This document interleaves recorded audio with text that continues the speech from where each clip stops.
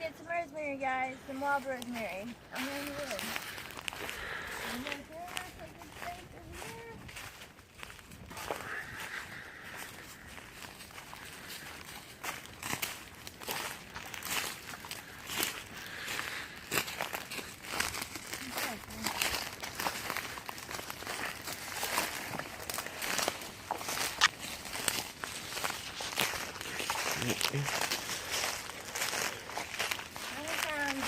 Bushes everywhere. So here's one. This actually looks pretty good. It's nice and green. It's got a lot of leaves going up. So actually I'm going to grab a couple of these. Trying to make some bigger sticks, but we also need little ones too, so I'll take them at any size. And then another thing you like to look for is these are great, these little one-stemmed ones here. But I'll show you what I mean by a starter. Let's see. Okay, so this here. You see how that's got many sticks coming off of it? That's great to start with because you can roll those up and then wrap around that, and that makes it a whole lot easier. Let's grab those. So there's a really good bush back here. It is the middle of winter, but rosemary is pretty resilient. Let's see what we've got to work with here. This is nice. This is a good white color. I'll grab one of those. It's pretty nice. A good starter, and I could even clip some of the longer ones off of that. But do you see the difference just in 10 feet of these rosemaries, these wild rosemary? It's crazy how like each bush is different. Each bush has its own personality and its own fragrance too. See, this one's not quite as strong as this one. This one would be better for cooking, this better for burning. But I don't use this for cooking, I use garden rosemary for cooking. Okay, so let's get over here. This side. Oh yeah, we've got some great ones in the middle here.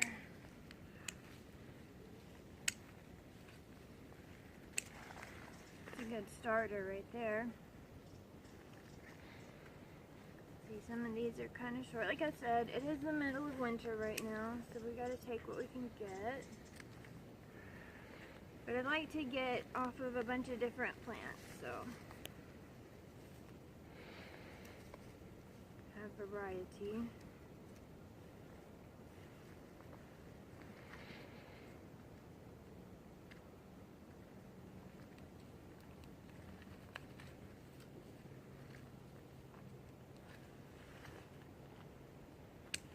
And no, this is not going to kill the rosemaries. I know it looks like I might be taking a lot, but rosemary is very resilient. It always comes back. So no need to worry about that.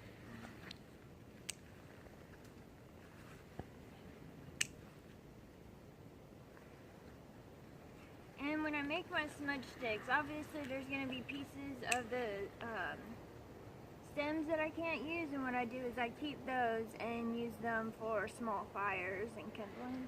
Like if I'm just doing a small fire in my cauldron, it's perfect for that. I'll put them in the oven with just the pilot light on and dry them out really good. And that works pretty well. Look at this one. This actually would be really good culinary, because see how it's nice dark and green and it's got lots of leaves going up? That would be way better for culinary right there.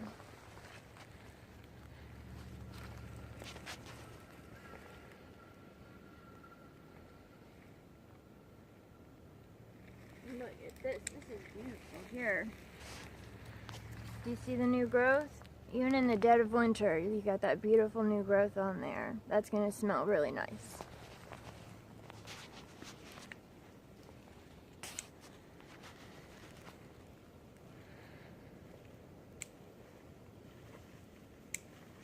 Big one's over here.